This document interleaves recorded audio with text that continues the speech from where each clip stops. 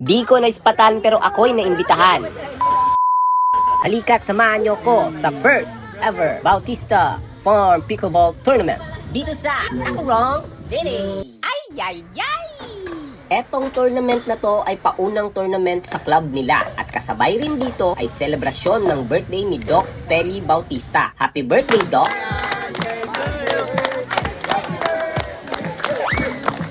Unang laro, Girls Division, 2v2. Kumari ko pa, panalo, kaming lahat. May lunch na, sa gabi, may lechon pa. At eto, ang laro ni na Doc Kim at Doc Pelly na piniikot tayo mala 360. Wow! Nice move, Doc!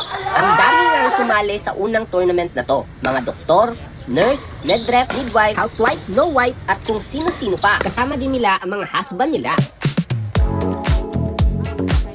Dito makikita nyo ang 2v2 Girls Division. Isang magandang experience to para sa kanila.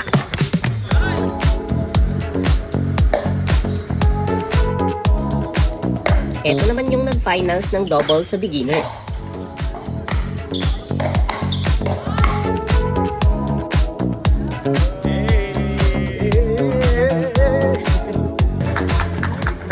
At ito naman yung nag-champion ng double sa newbies. Ay!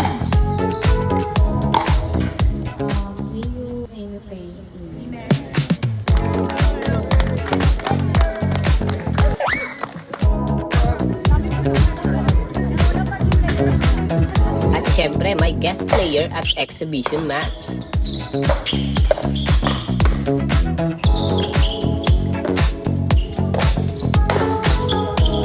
Ay, ay, ay! At eto naman yung nag-champion ng doubles women's beginners.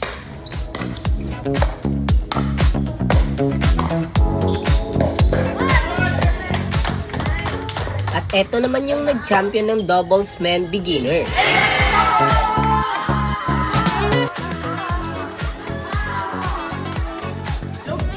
Congrats sa lahat ng nanalo at syempre sa nagpalaro. Bautista Farm Pickleball Boys, SLH Pickleball Club, B Pickleball Club. Follow, like, and share. Pickle spotted.